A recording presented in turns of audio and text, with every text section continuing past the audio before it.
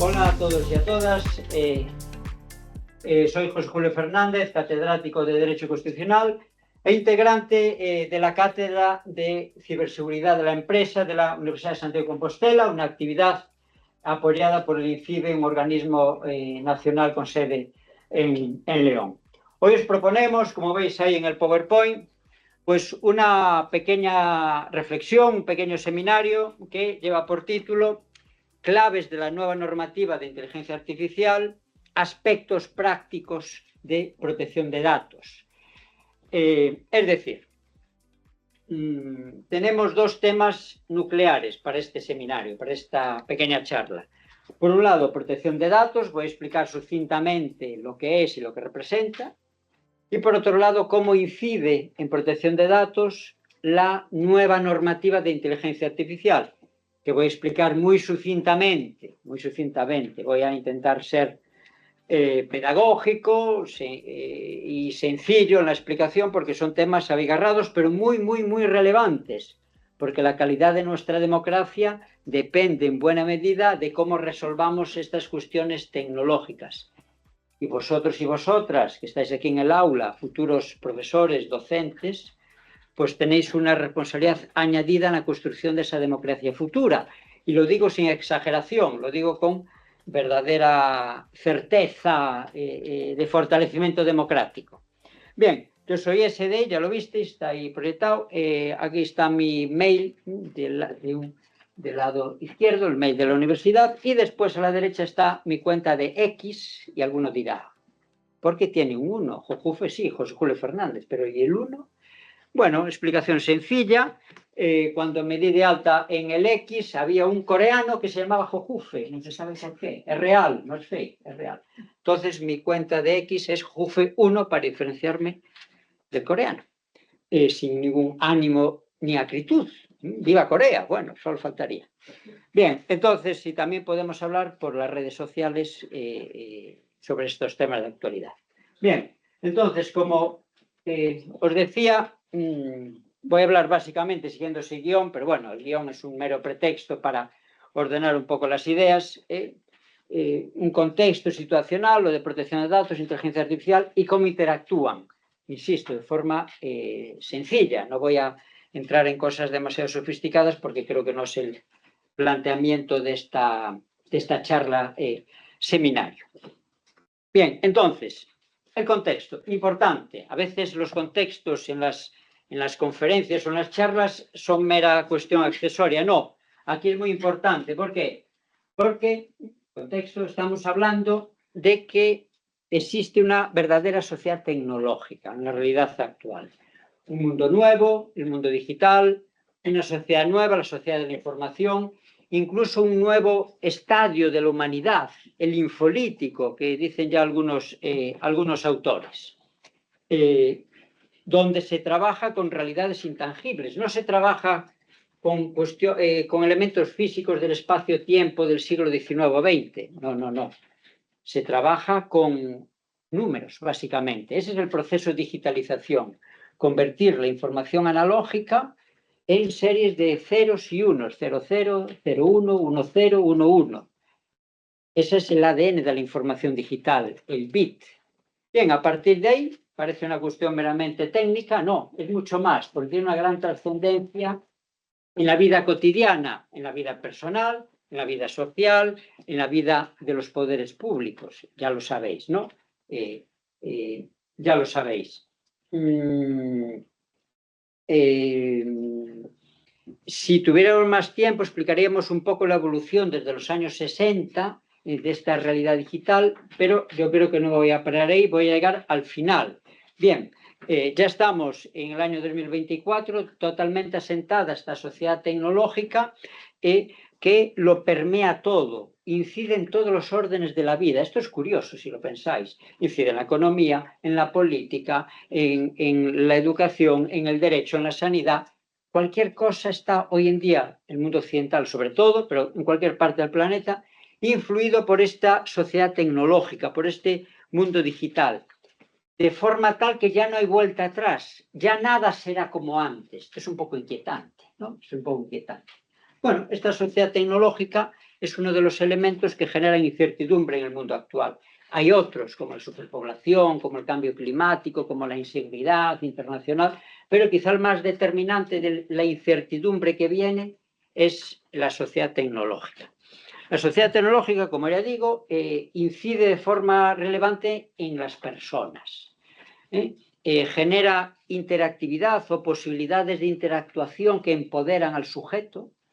No me puedo parar aquí, pero las personas están empoderadas en gran parte por la capacidad que entienden ellos que pueden gestionar la tecnología. La tecnología genera instantaneidad, la sensación de inmediatez. Todo debe ser inmediato, lo que importa es el cambio, el scroll continuo en las redes sociales. No importa la reflexión, no importa la verdad, lo que importa es el cambio. Es la realidad líquida que decía el sociólogo polaco inglés, para descanse, Bauman. La realidad es líquida, se filtra entre los dedos, no hay realidades estables, sino que lo importante es el cambio. Esto es influencia de la tecnología, de esa sensación de inmediatez, todo es inmediato. Y la conectividad pues favorece la hiperglobalización, que es otra de las características del mundo actual. O sea, todo un cúmulo de significados que percibimos a nivel individual y social, productos de la tecnología desde hace varias décadas, ¿no? Desde hace varias décadas. Pero lo que es muy llamativo de la tecnología, en este contexto, es que es dicotómica, ¿no? Es que es ambivalente, es que es contradictoria. Este es el dios Jano, un dios latino que tiene dos caras, una amable y otra enfadada. Bien, la tecnología es como esto. Tiene elementos positivos, muy positivos. Pensad en Internet. Internet es el estandarte del cambio tecnológico. No es lo único, pero es el estandarte. Elemento positivo, pues las capacidades de ocio que encontramos, las capacidades de comunicación nunca antes imaginadas por el ser humano, o las capacidades de comercio electrónico, el business, el business que hay por doquier en todo el planeta gracias a la tecnología. Pero, Dios Jano, elementos negativos, los ataques a la privacidad, nuevos e intensos y difíciles de parar, la manipulación informativa, la manipulación política, la banalización de la información. Lo que importa es lo cuantitativo, no lo cualitativo. La banalización, el aislacionismo social, el determinismo técnico, etc. O sea que hay claramente elementos negativos. ¿Qué hacer? Pues la idea es sencillísima, en teoría. Debemos hacer como sociedad, como profesores responsables de construir la democracia, en el futuro vosotros y vosotras, debemos favorecer los elementos positivos de la tecnología, mitigando los elementos negativos. El problema es cómo hacerlo, claro. Hacer, ya se sabe lo que hay que hacer. No hay que prohibir la tecnología, como a veces se dice en estos últimos meses con los niños pequeños y las redes, por ejemplo, las pantallas. No hay que prohibirla. Hay que fomentar y controlar los usos favorables de la tecnología, mitigando los elementos negativos. Bien, pero, como se dice a veces en el lenguaje audiovisual, aún hay más, aún hay más.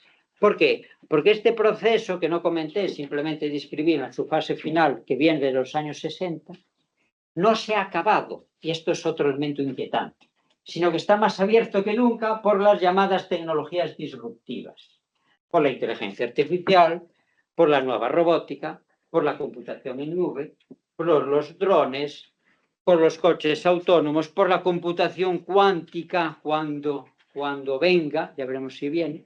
O sea, una segunda fase de la sociedad de la información.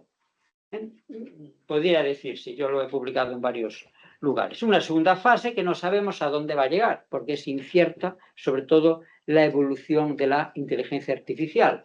Y a nivel planetario va a evolucionar de forma diferente en Europa, en China y en Estados Unidos. Bien, este es el contexto, ya veis. Bien. Y diréis vosotros, bueno, vale, ¿y esto a qué viene en protección de datos? Vale. Pues vamos a explicar a qué viene esto en protección de datos. Protección de datos es un derecho fundamental, ahora lo comento brevemente, que nace, se va construyendo Las categorías jurídicas se construyen en un espacio-tiempo determinado, ¿no? No nacen en un laboratorio como categorías físicas, no. Nace un momento histórico determinado en los años 70 y se va asentando a través de diversa legislación, de diversas normas que, bueno, ahora comento alguna cosa descriptiva de esos efectos informativos solo. Pero nace como respuesta al desafío tecnológico. En los años 70, los juristas de las sociedades más desarrolladas, Alemania, Estados Unidos, la Europa nórdica, ya vislumbran el riesgo de la informática de aquel momento, sobre todo para hacer el censo electoral. El censo electoral ya tenía capacidad en aquel momento, en los años 70, para almacenar un gran volumen de datos de las personas. Los juristas dijeron, hay que establecer ciertas precauciones para que ese desarrollo tecnológico no vulnere la privacidad de las personas. Y en efecto, y aparece, por lo tanto, como respuesta específica a la protección de datos al desarrollo tecnológico, ya en los años 70. Alemania, Estados Unidos, en Europa nórdica, ¿no? Bien, de forma tal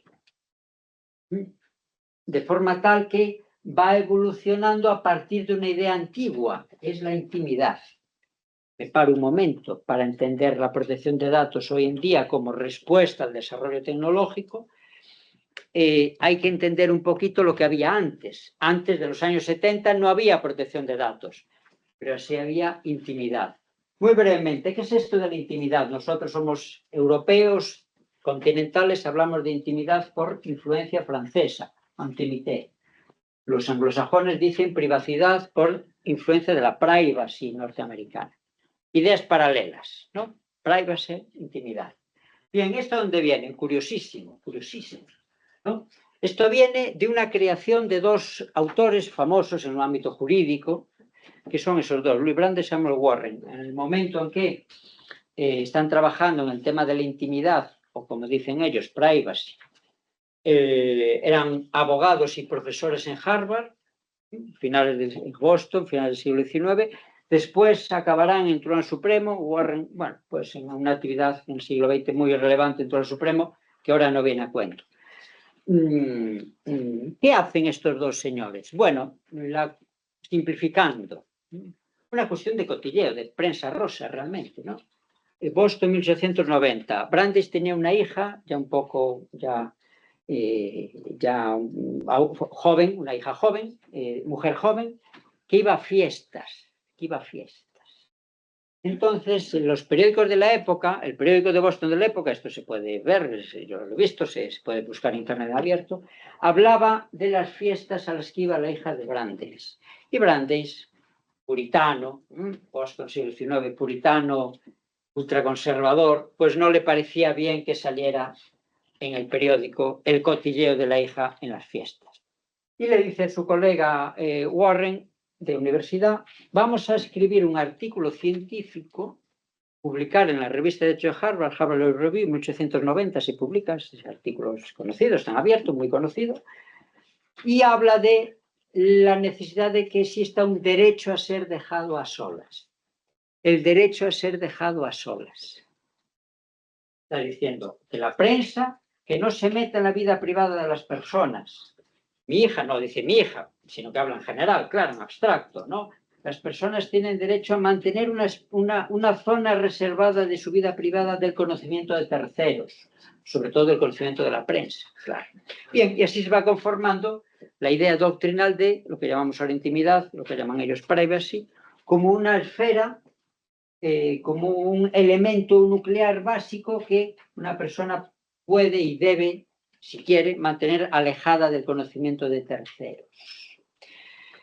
Bien, es una idea muy simplista, sobre todo para proteger frente a la prensa de aquel momento, que va lógicamente evolucionando. ¿Por qué? Porque las normas jurídicas evolucionan con la sociedad, son producto de la sociedad, ¿no? No son producto, como dije antes, de un laboratorio, de una pipeta de laboratorio, no. Son producto de unas necesidades sociales en un momento y un tiempo determinado y un lugar determinado. Bien, esto se ve también, muy sucintamente, lo comento brevemente, se ve también cómo evoluciona, no funciona, sí, evoluciona por las necesidades sociales. En el siglo XX, sobre todo, aparecen más necesidades de protección de la vida privada, no solo del cotilleo de la prensa, no. Y entonces van conformándose nuevos derechos fundamentales, progresivamente. No voy a dar un detalle. Por ejemplo, lo que hoy llamamos el derecho al honor. El honor es la fama social, la protección de la fama de alguien en la colectividad. El derecho a la propia imagen. Cada uno es dueño de su representación física y debe determinar si se usa o no. El derecho a la intimidad, lo que dije antes, se va conformando y ampliando como una esfera al margen del conocimiento de terceros. El derecho al secreto de las comunicaciones, lo que antes se llamaba secreto postal, que entre los comunicantes por canal cerrado debe haber unas garantías para evitar que un hacker o que un tercero robe esa carta o robe ese mail. Claro. Secreto de las comunicaciones. Y inviolabilidad del domicilio. El domicilio debe estar protegido porque en él proyectamos nuestra privacidad. Claro, hoy en día, ¿dónde proyectáis la privacidad? En el móvil, ¿no? En el domicilio electrónico. O sea que hoy en día habría que interpretar el domicilio físico más bien como domicilio electrónico, pero es otro tema. Y el sexto derecho fundamental derivado de la idea inicial de intimidad que evoluciona es la protección de datos. Es la protección de datos. Pero aparece en los años 70. ¿Por qué aparece en los años 70? Porque antes no hay desarrollo informático relevante para la vida pública. Pero cuando los poderes públicos lo empiezan a implementar en las bases de datos electorales, ojo, ¿qué pasa aquí?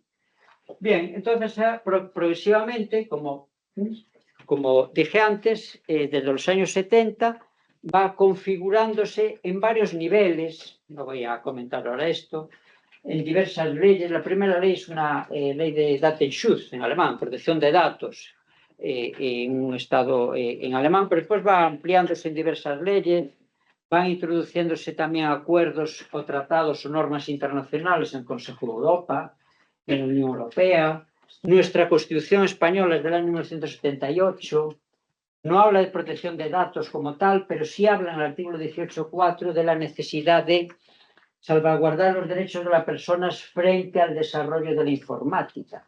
Artículo 18.4, artículo interesante, que se interpreta que incluye la protección de datos, aunque no hable de protección de datos. Pues es una interpretación que se ha hecho ya asentada, ¿no? Está asentada. Bueno, y así se va configurando, pues, un derecho fundamental, o sea, un derecho ligado a la dignidad de la persona, porque eso es un derecho fundamental. Un derecho fundamental es una facultad, son unas funciones que se derivan necesariamente de la dignidad de la persona, de aquello que caracteriza a la persona frente a otras entidades del planeta. Entonces, como derecho fundamental, por lo tanto, como norma de primer nivel, se considera que está el control de los datos propios, ¿no? Control de los datos propios. Si no hay control de los datos propios, estamos en una situación pues democráticamente insatisfactoria, porque se vulneraría un derecho fundamental. Bien, ¿cuáles son las dos normas de referencia hoy por hoy? Lo digo por si alguien quiere ampliar esto, aunque, bueno, voy a hacer un trabajo, no sé, es un tema un poco abigarrado, pero son estas dos. Un reglamento de la Unión Europea, este 2016-679, es muy denso y largo, si no podéis dormir lo podéis leer, pero bueno, es muy denso y largo. En cambio, la Ley Orgánica Española 3/2018 sí es útil que le echéis un vistazo, sobre todo a la parte final que habla de derechos digitales. Ahí es interesante que para que veáis derecho a seguridad informática, derecho de neutralidad tecnológica, derecho de educación digital, pues ahí están en la parte final de la Ley Orgánica 3/2018. Bien, y ahora lo que debería hacer es explicar un poco de qué van estas dos normas. Lo puedo intentar brevemente, básicamente a través de un maravilloso dibujo, ¡chas!, ¿no? De mi autoría, lo podéis citar citando a Fuente Jojufe. Ahí está, esto es protección de datos. Por un lado están los ciudadanos, que la normativa le llama interesados. Si veis por interesados son los ciudadanos, que andan por ahí, Y los ciudadanos tienen datos personales. ¿Qué es un dato personal? Un dato personal es cualquier información que identifica o hace identificable a alguien.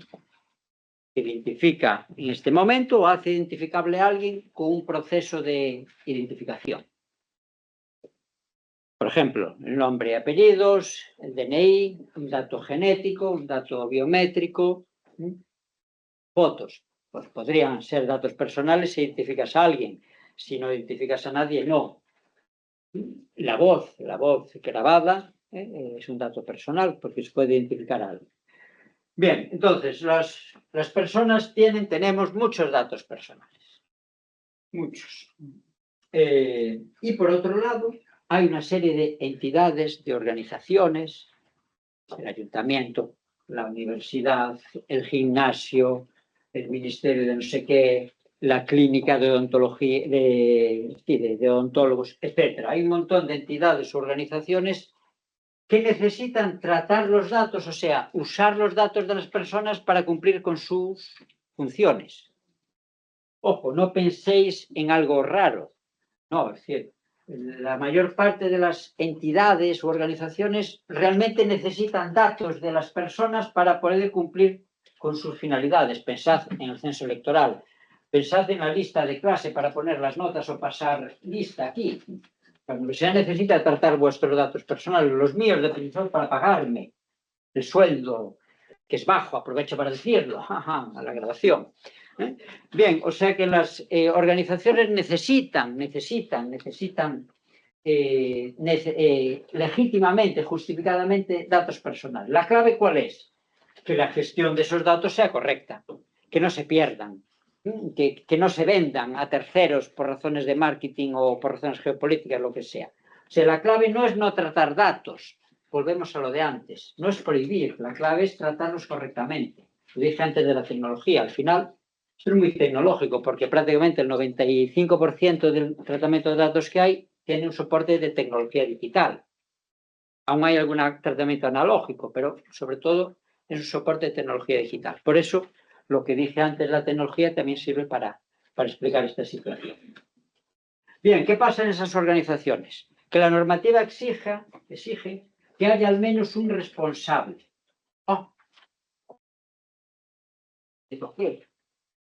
Hay al menos un responsable. El responsable en la organización de protección de datos es el que decide qué uso se le da a los datos, con qué finalidad, qué datos se recaban. Está ayer y hoy una polémica sobre el registro de viajeros en los hoteles. Bueno, pues ahí tiene que ver quién decide qué datos se van a recabar, pues en este caso el registro de los viajeros en los hoteles, ¿no? En las agencias de viajes. Bueno, eso lo determina el responsable de tratamiento de la organización. El responsable puede ser una persona física, con nombre y apellidos, o puede ser una persona jurídica. Aquí en la universidad el responsable es la universidad, que decide que hay que tratar los datos para la matrícula, para el voluntariado que hagáis o hacéis, o para las notas, o para el control de clase, la universidad.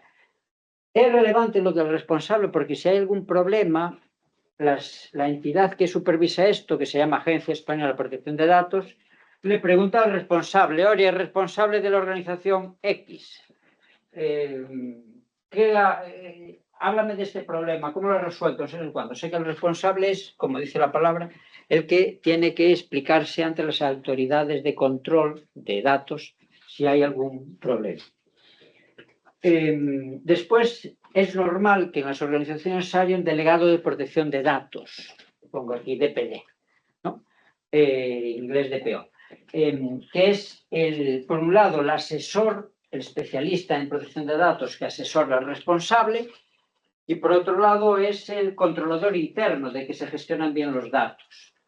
Los ayuntamientos, las empresas grandes, la universidad tienen un delegado de protección de datos. Yo fui varios años, le tengo el mandato, yo soy profesor. Bueno, pues nos dedicamos a aconsejar al responsable que haga bien las cosas y a llamarle la atención si vemos alguna disfunción.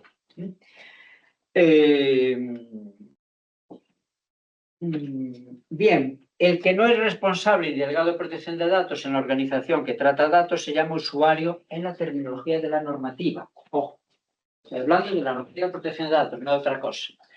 Usuario. O sea, aquí los responsables en la universidad y todos los profes somos usuarios. Estamos manejando los datos por cuenta de las indicaciones del responsable, datos del alumnado, básicamente. Bien, y pues hay otra figura que es el encargado de tratamiento. ¿Este quién es? Este es un externo, al cual el responsable le manda datos para algo. Imaginaos para hacer un diploma. Pasa, ¿no? La imprenta universitaria pues está saturada y no puede hacer los diplomas de no sé qué curso. Entonces se le manda a, no quiero hacer publicidad, claro, a la empresa X de fuera, es decir una, pero bueno, no la digo, ¿no? Oye, empresa X, te mando la lista de los 20, haz un diplomilla, no sé qué, no sé cuándo. O el informático externo, que se lleva el ordenador a arreglar a casa. No, que tenemos servicio informático propio, pero en muchas empresas o en ayuntamiento está descentralizado el control, el asesoramiento informático, se llevan el ordenador. Bueno, esos que se llevan datos por cuenta de la organización o del responsable se llama encargado de tratamiento. Aquí la normativa exige que haya un compromiso de confidencialidad, que el encargado firme un compromiso de confidencialidad con el responsable para asegurar que no va a perder esos datos que le dejan, que va a mantenerlos de forma confidencial. Esto, pues, si tienes curiosidad, se llama contrato de encargado de tratamiento. Tema jurídico, comento porque tiene su relevancia. ¿Por qué? Porque si hay un contrato encargado de tratamiento correctamente firmado, quien paga la multa es el encargado, que no ha, si pierden los datos porque no ha cumplido bien ese compromiso de confidencialidad. Pero si no hay contrato, porque es una chapuza de organización y no exige contrato, el que paga la sanción es el responsable, aunque haya fácticamente un encargado, pero si no está formalizado con firmas un contrato, no resulta vinculante. Bien. Y después tenemos en rojo, como veis, una serie de elementos adicionales. Por un lado, derechos de los ciudadanos y de los interesados para proteger su posición frente a la organización. Por otro lado, obligaciones específicas de las organizaciones en toda esta gestión de datos. Unas bases, es decir, unos supuestos que legitiman el tratamiento y unos principios que inspiran todo esto. Vamos a comentar muy brevemente algún ejemplo de cada una de estas cosas en rojo. No todas, porque esto no es un máster de protección de datos, sino es un tema de otro tipo, ¿no? Simplemente estoy dando una información básica y situacional. Bien, entonces, ¿cuándo se pueden tratar datos? No es libre el tratamiento, aunque haya una razón para hacerlo, como dije antes, que se necesitan. Esto está más o menos controlado. Básicamente hay 6 razones para tratar datos. ¿Cuándo se pueden recabar datos? O sea, ¿cuándo está legitimada la organización, universidad, gimnasio, clínica estética de no sé qué para tratar datos? Bueno, 6. La primera de ellas, si veis ahí, consentimiento, es lo tradicional. Es lo tradicional. Tradicionalmente, los datos se recaban porque la persona titular de ellos los cede voluntariamente. Voluntariamente, yo voy a una tienda a comprar una camisa y me dicen, ¿quieres hacerte socio para que te haga publicidad? Y voluntariamente cubro la ficha de socio y entonces acepto que me traten los datos para enviarme publicidad al mail o al nombre o físicamente al domicilio con un nombre y apellidos.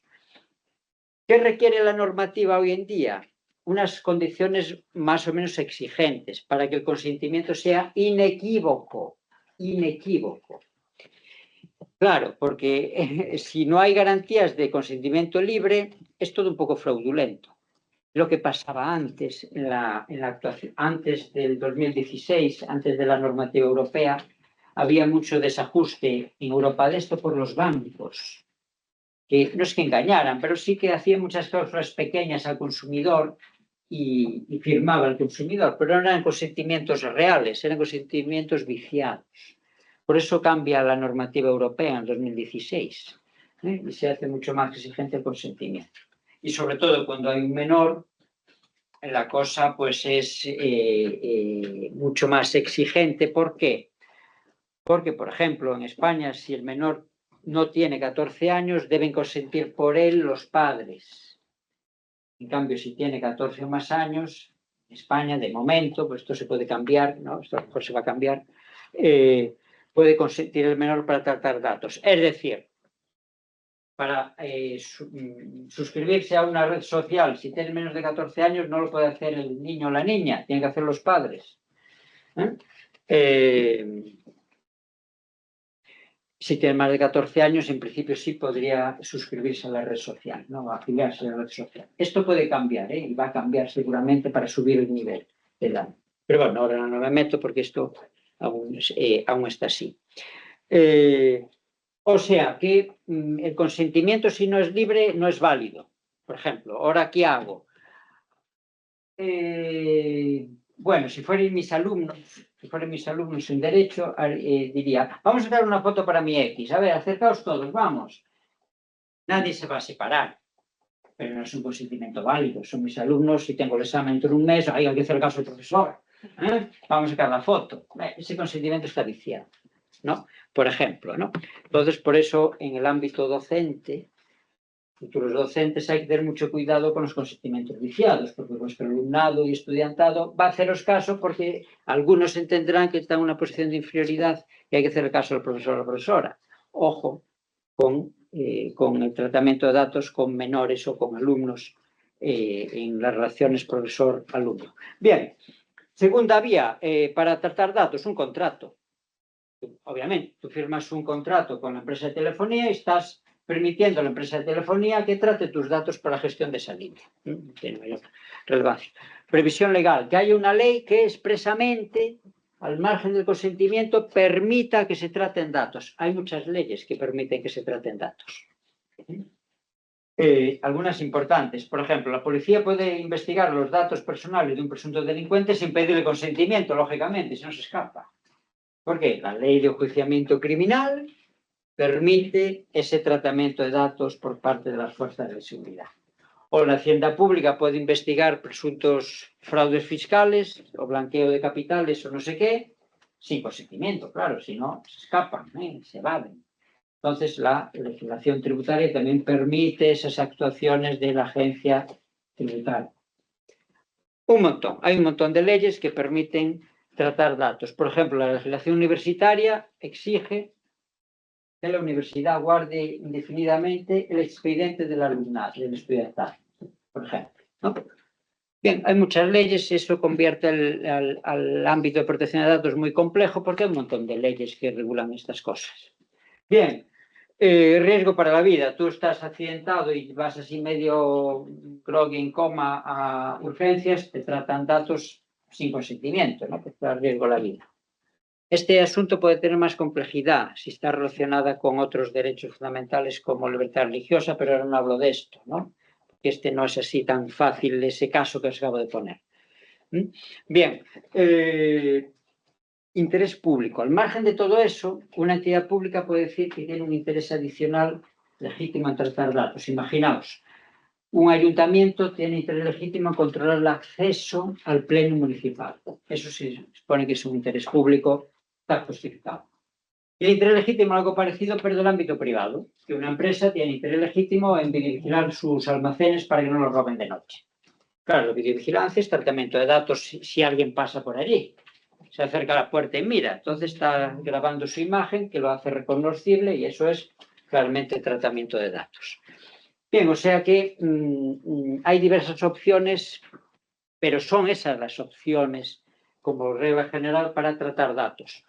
Ojo, pero pues hay excepciones, que no voy a hablar, simplemente lo apunto. Ojo, ¿no? Hay una serie de categorías especiales de datos que requieren más condiciones que las que comenté. No lo voy a hacer, simplemente lo apunto. ¿Cuáles son las categorías especiales de datos? Los más sensibles, ¿no? 4 tipos. Los datos étnicos, los datos ideológicos, de ideología política, sindical, filosófica, religiosa, los datos genéticos y biométricos y los datos de orientación sexual. Ese 4 tipos de datos son datos especiales, tienen requisitos más exigentes. Por ejemplo, el consentimiento que os decía antes puede ser un consentimiento tácito presunto, válido, pero si hay datos especiales, no. El consentimiento debe ser expreso, incluso a veces por escrito. Por escrito. Cuando vais al dentista, al odontólogo a hacer algo, un tratamiento, ¿no? Sé que os darán un papel por escrito, un consentimiento informado, os explican de qué va el asunto que os van a hacer, y os explican van a tratar datos de salud, ¿no? Y firmáis, es porque es un dato especial, dato de salud, y necesita pues un consentimiento por escrito y expreso a veces. Bueno, otro ejemplo de la complejidad de la normativa de protección de datos, que una cosa son las reglas generales y otras las especiales. Bien, ahora más brevemente, porque hay que llegar a inteligencia artificial. Más brevemente, no puedo dilatar tanto. Bien, principios que hay que seguir en el tratamiento de datos. Estos principios deberían de saberlos todos los usuarios. Vosotros seréis en el futuro usuarios de una entidad educativa, posiblemente, pues tenéis que tener un poco de sensibilidad respecto a estos principios. Brevemente, los datos hay que tratarlos de forma leal. No hay que engañar al interesado. No hay que engañarlo. Dame estos datos, los voy a usar para otra cosa, lo engaño. No. Hay que ir con la verdad por delante, como se dice en Roman Paladín, ¿no? Hay que ser leales. Mira, voy a tratar estos datos de forma transparente para esto. Dame estos datos para gestionar el gimnasio X, dame estos datos para gestionar el horario de tus clases y cobrarte la cuota en el gimnasio. No para otra cosa, para eso. De forma leal y transparente. Limitación de la finalidad. Los datos se recaban siempre para cierta finalidad. No se pueden recabar o no se deben recabar datos en abierto. Bueno, por si acaso. ¿Por si acaso qué? Para una finalidad. En el gimnasio, lo que acabo de decir, recabo los datos para gestionar el horario de clase y avisarte, y para cobrarte la cuota de socio. Esa es la finalidad perfectamente delimitada. Aquí en la universidad, pues hay varias finalidades bien delimitadas. El voluntariado, la asistencia a clase, la videovigilancia que hay en algunas facultades, aquí no sé si hay cámaras, otras hay, la docencia, la evaluación, bueno, finalidades delimitadas. Tercer principio, minimización. Esto es una palabra francesa, minimización que se ha castellanizado. ¿Eso qué significa? Que solo se pueden tratar los datos adecuados y necesarios para la finalidad. Vuelvo a lo de antes. No cualquier dato, no. Los adecuados para cumplir esa finalidad. Si no es adecuado para esa finalidad, el dato es innecesario, es desproporcionado, es ilegal recabarlo.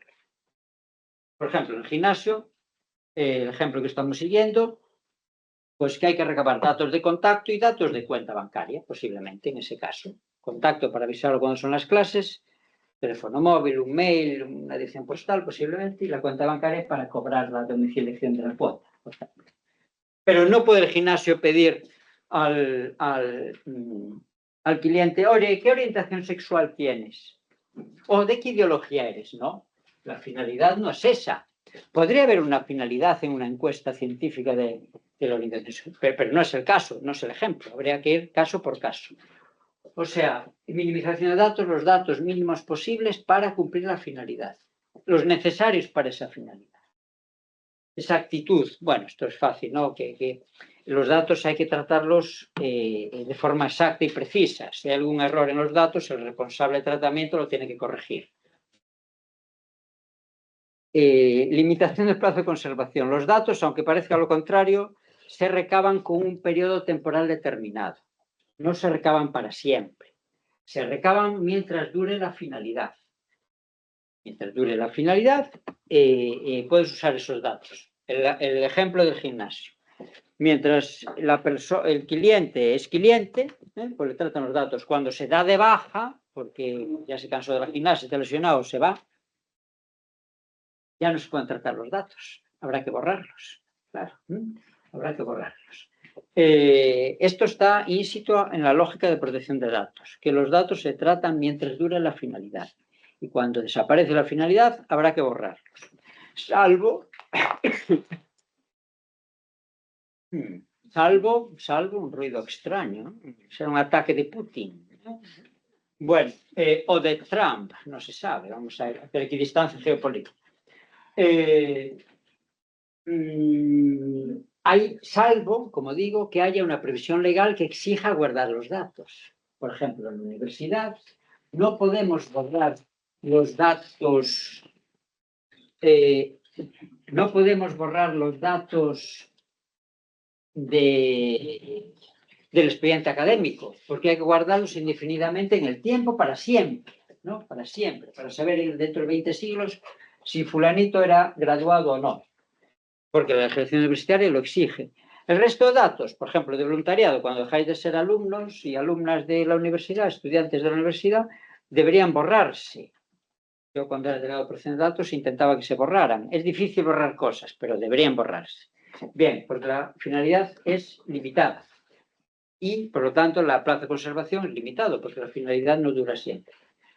El sexto principio es el más importante, es la seguridad. Es decir, hay que guardar los datos, gestionar los datos para mantenerlos de forma íntegra, es decir, que no se deterioren, que no se destruyan, de forma confidencial, que un tercero no pueda acceder sin consentimiento, un hacker que no entre y los robe los datos de ese gimnasio, por ejemplo, de los clientes, y disponibilidad, que los datos se puedan usar, que no queden estropeados en un limbo de un problema informático y se queden ahí trabados. Esto es lo más importante realmente. No importa nada todo lo otro, todas las garantías y la gestión de calidad, si después no hay seguridad suficiente y perdemos los datos, ¿no? Entonces, todo lo otro, ¿qué más da si después somos unos chapuzas y tenemos un software pirata que permite brechas de seguridad y nos entra un hacker y nos lo roba? Bien, y la responsabilidad proactiva significa que esas organizaciones que tratan datos deben tener una perspectiva preventiva, deben de analizar los problemas que podrían aparecer para ofrecer soluciones preventivamente. No deben esperar de forma reactiva que haya un problema y solucionarlo, no, al revés. Hay que hacer un análisis de riesgos, que se llama, en la organización. A ver, vamos a tratar, cuando abre el gimnasio, por ejemplo, cuando abre el gimnasio tiene un asesor listo, ese dueño del gimnasio va a decir, vamos a hacer una reunión de los dueños del gimnasio y la gente del staff para analizar qué problemas puede haber de protección de datos. Problemas físicos, de acceso o no a las instalaciones, problemas tecnológicos, si tenemos el software actualizado o no, el antivirus, no sé qué, vamos a tener cámaras, no vamos a tener cámaras, vamos a tener alarma de acceso o no, tal y cual, y problemas hipotéticos de personal. ¿Vamos a tener personal cualificado en protección de datos que no pierdan las listas? ¿O no? ¿O hay que darle formación al personal? ¿O no vamos a tener personal y vamos a tomar decisiones automatizadas por inteligencia artificial? Ojo, entonces tiene que estar validado ese sistema que usemos. Eso lo comento después. Bueno, hay que hacer análisis de riesgos proactivamente para evitar los problemas. Bien. Más rápido. Como dije antes, los interesados tienen derechos frente a las organizaciones. No voy a hablar de todos, ¿no? Obviamente algunos os sonarán: acceder a la información que tiene esa organización, exigir que se rectifique, que borren mis datos. Solo comento uno porque tiene que ver con la tercera parte que voy a comentar ahora de inteligencia artificial. Hay derecho a que no haya una decisión únicamente automatizada que me afecte. Es decir, hay derecho a pedir una intervención humana. Esto sí de trascendente, ¿no? Por ejemplo, un proceso en una empresa, las empresas muchas veces captan clientes sin entrevista, automatizadamente. Ahora es muy habitual, lo hace un software, un sistema de inteligencia artificial. Entonces, uno de los que participa en ese proceso de selección puede reclamar a la empresa: oye, empresa, yo no quiero decisión automatizada, si me contratáis o no, yo quiero que intervenga una persona humana. Digo persona humana porque hay normativa que habla de personas robóticas, ¿no? Entonces, persona humana para supervisar el proceso. O sea, es un esfuerzo para humanizar la tecnología en el proceso de toma de decisiones. Bien, ahora volvemos sobre esto. Bueno, y las obligaciones de las organizaciones son un montón. Sí, son un montón, no les comento. Algunas ya las comenté. La organización tiene que hacer análisis de riesgo para para intentar examinar qué problemas puede haber y ofrecerles soluciones, revisar las medidas de seguridad para mejorar la confidencialidad de nuestra información, ¿no? O pues tiene que supervisar que los encargados del tratamiento tengan garantías, ese tercero que se lleva los datos, tiene que concienciar y formar a su personal. Aquí en la universidad damos, la profesora que salí yo desde hace años, curso de formación de PDI sobre protección de datos en la investigación y la docencia. O sea que aquí se hace. O de publicar las actividades de tratamiento en la página web, las organizaciones como la universidad, tienen que ser publicadas. Esto, o sea, aquí lo podéis ver, no lo vamos a hacer ahora, pero lo podéis ver en la USC. ¿Qué tratamientos hay? Tratamiento de clientes, de docentes, de nóminas, de registros, de vigilancia, de diversos tratamientos para que el ciudadano democráticamente activo. Voy a ver qué datos trata el municipio X. Y mira, ¿qué datos trata su policía local? Y se puede ver en la web del municipio. O qué datos trata la empresa del gimnasio. Y miro en su web. Ojo, claro, si no hay alguna de estas obligaciones, puede haber una sanción, como voy a decir dentro de un momento. Bien, claro, todo esto hay que pensarlo desde la óptica jurídica. No estoy hablando ahora de derecho, solo un poco, estoy haciendo algo interdisciplinar. Pero ahora sí hablo estrictamente de derecho.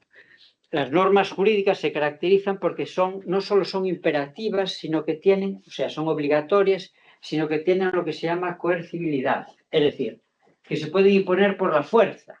Si no la cumples voluntariamente, si no quieres ir a la cárcel y has cometido el delito, te llevan. Si no quieres pagar la multa, te embargan. A través de un sistema represivo, dicho sin sentido negativo, sistema represivo, fuerzas, cuerpos de seguridad, fiscalía, jueces, sistema penitenciario, multas, agencia tributaria, etc. Un gran sistema, los estados modernos tienen grandes sistemas de control de su ordenamiento jurídico para prever infracciones y poner sanciones. Bueno, esto pasa también en protección de datos. Es un derecho fundamental, vinculante, muy relevante en el mundo tecnológico actual y por lo tanto tiene un entramado, un ecosistema de infracciones y sanciones es relevante. Que tienen dos tipos de sanciones. El sector privado es objeto de multas, en cambio el sector público no se le pone multas, son sanciones de apercibimiento público, que se publica, en los informes anuales, ¿no? del funcionamiento de control público. Y son sanciones relevantes. Solo como ejemplo, se pueden ver en prensa, en la agencia, ejemplos de sanciones muy fácilmente se pueden buscar, si queréis. Solo como ejemplo, aquí en Santiago, un colegio concertado, no digo cuál, obviamente, ¿no? El colegio concertado, como los colegios tienen manía de sacar fotos de los niños y niñas, no sé por qué esa manía, en las redes sociales. Yo entiendo que si el niño gana la Olimpiada de Matemáticas en Madagascar, pues salga la foto en la red social del niño que ha ganado. Pero sacar todos los días fotos de los niños en las redes, aunque sea legal porque piden consentimiento y los padres autorizan, es legal, ojo. Pero una cosa es que sea legal y otra cosa que desde el punto de vista educativo sea adecuado. Pero aquí están nuestras pedagogas que explicarán mejor esto, ¿no? Bien, bueno, el colegio X, casi lo digo, el colegio X tiene unas fotos de un niño, ¿no? Y tenía el permiso de la madre para sacarlo en la web del colegio. Yo le vi las fotos, me preguntaron a ver qué podían hacer. Y ya hace unos años, y pusieron la foto del niño en la web. Mala suerte para el colegio, estaban separados los padres. Entonces necesitaban el consentimiento de los dos, solo tenían de la madre. El padre vio al niño y presentó una queja contra el colegio en la Agencia Española de Protección de Datos. Multa, 60.000 euros. 60.000 euros. El colegio quedó temblando, no cerró, pero casi, sigue abierto, pero casi. O sea, son sanciones potentes. Ojo, no se sanciona toda. ¿Por qué? Todo, porque la Agencia de Protección de Datos es un organismo para todo el Estado. No da abasto a veces, pero los asuntos más fáciles, digamos, más graves, sí que los analiza. Otros no hay personal suficiente. En Cataluña hay una agencia de protección de datos propia y en Andalucía y en el País Vasco, pero el resto del Estado es la Agencia de Madrid, la Nacional de Protección de Datos, Agencia Española de Protección de Datos. Puedes echar un vistazo a la web, tiene información diversa, pedagógica también, infografías, una web que está bastante bien. Bien, vale, chas. Bien, ya tenemos protección de datos.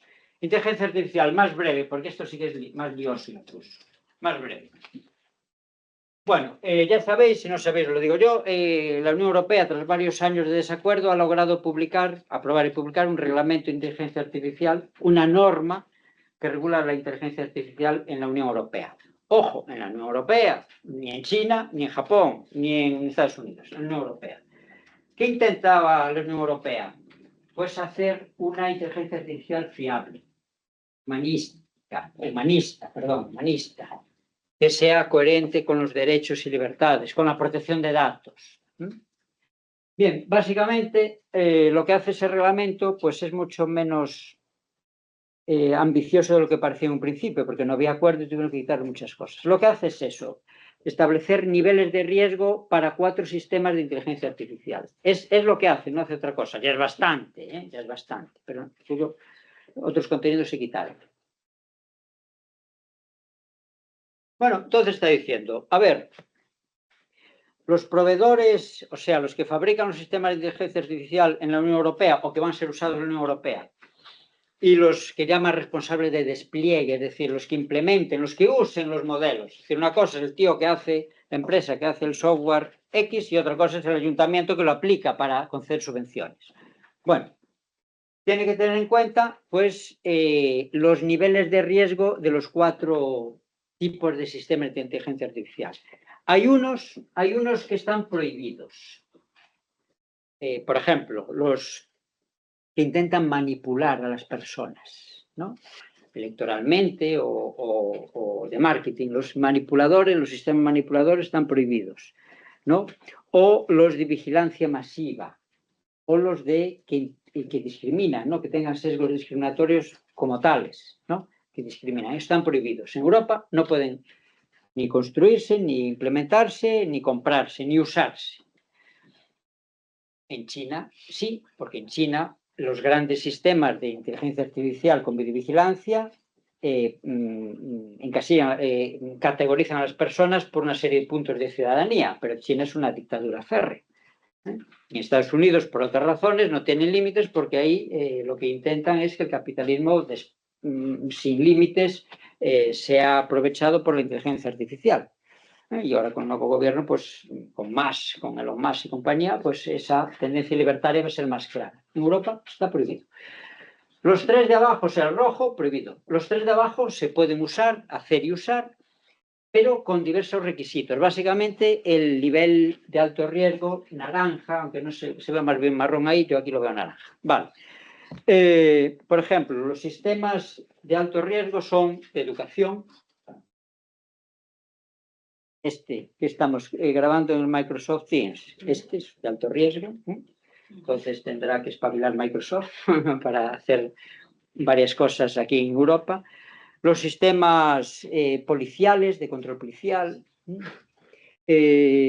sistemas judiciales, sistemas democráticos, sistemas electorales para votar online, que de momento no están implementados, pero se implementarán. Bueno, una serie de sistemas que consideran de alto riesgo. ¿Por qué? Porque pueden afectar en exceso los derechos fundamentales, como protección de datos.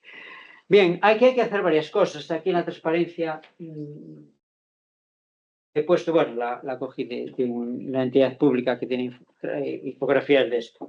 Evaluación de conformidad, es decir, tiene que pasar una especie de examen. Hay una serie de autoridades que supervisan esto, en España va a haber, en Europea también. Entonces tiene que pasar un examen, esos sistemas de alto riesgo de inteligencia artificial.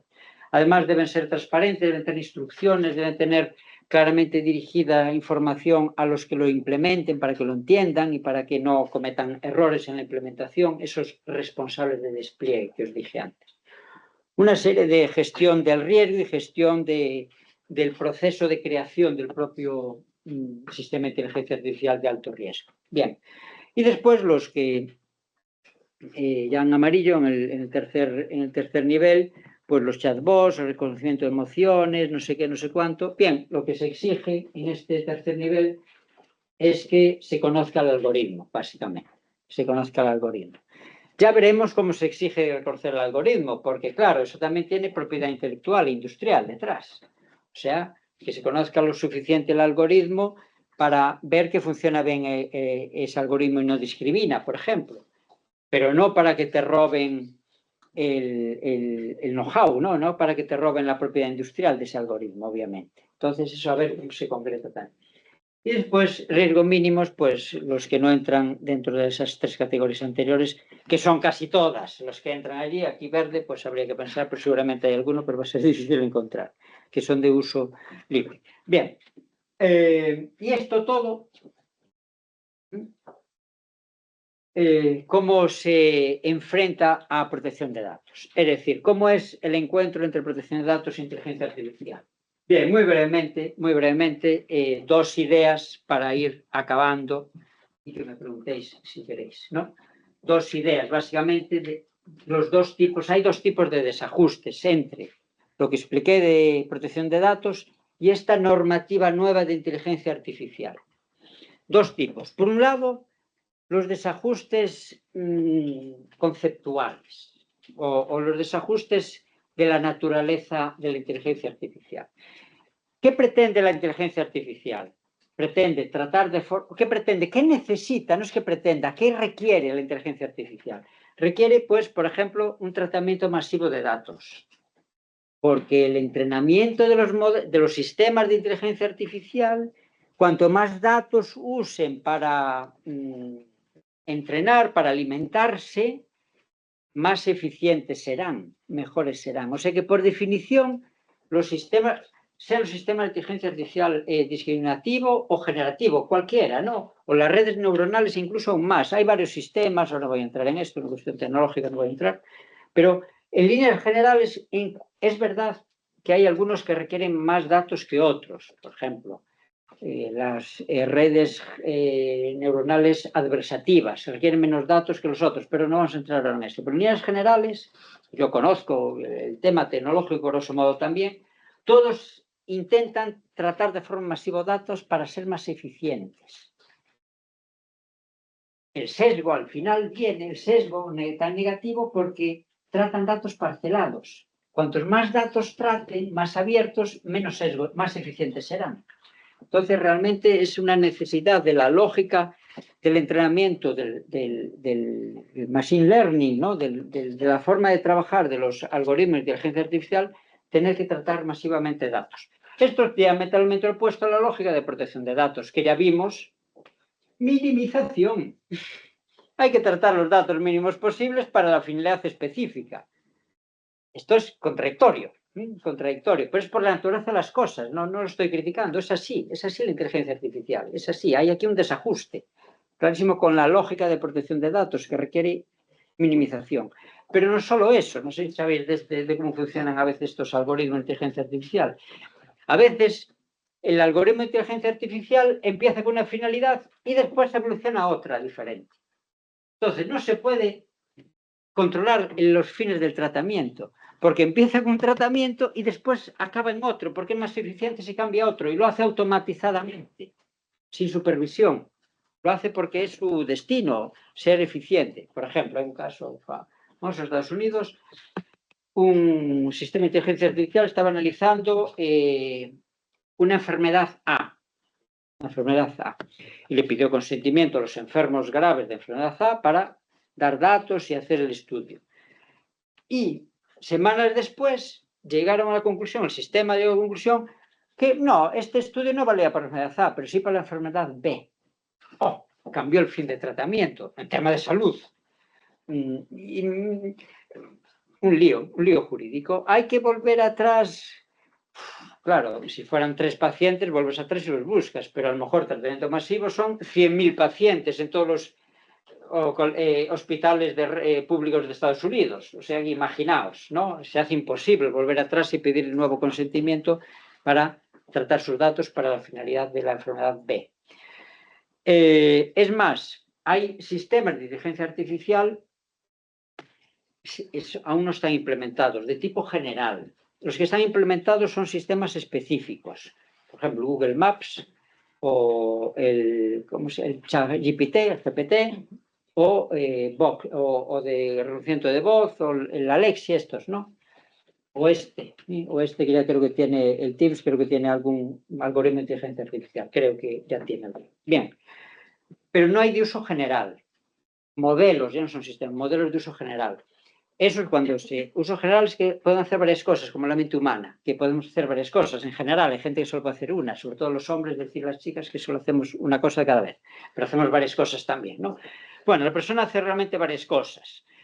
El modelo de inteligencia artificial general hará varias cosas. Ya se ha avanzado mucho en eso, supongo que se avanzará en los próximos meses o años mucho. Y claro, un modelo de inteligencia artificial general no tiene un fin específico de tratamiento, sino que son todos los fines. Estamos de nuevo chocando con la lógica de protección de datos. Y la decisión automatizada. La gran ventaja del software de inteligencia artificial es que lo hace todo rápido y por sí solo. No gasta ni tiempo, ni dinero, ni personal. Pero claro, puede alguien decir, ojo, no, yo tengo derecho a que intervenga una persona. Entonces, de nuevo, el derecho de intervención humana de protección de datos choca con la lógica automatizada del Big Data también. Bien, o sea que en líneas generales hay problemas conceptuales de naturaleza entre protección de datos e inteligencia artificial. Irresolubles. Pero después hay otro tipo de problemas. En el reglamento de inteligencia artificial que os puse antes,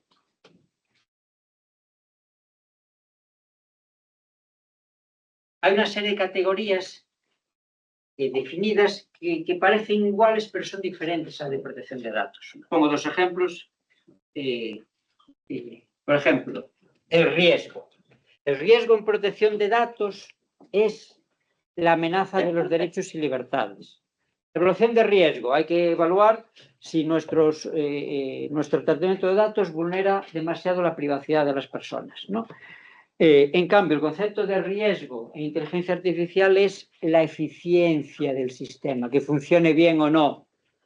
Ya es mucho más genérico. Una variable va a ser el tema de los derechos, claro, pero es mucho más amplio, ¿no? O la transparencia. En protección de datos, la transparencia es, como dije antes, explicarle al interesado de qué va el asunto, para qué vas a tratar los datos, ¿no? Ojo, mira, te trato los datos de contacto para gestionar pues, los horarios del gimnasio, tal y cual. En cambio, transparencia en inteligencia artificial son las especificaciones técnicas que el proveedor, el que fabrica el sistema de inteligencia artificial, le pasa al que lo va a implementar. Tecnológico, técnico. No está dedicado a los interesados a la ciudadanía. No. Está dedicado a los usuarios tecnológicos que van a implementar, que van a desplegar el sistema de inteligencia artificial.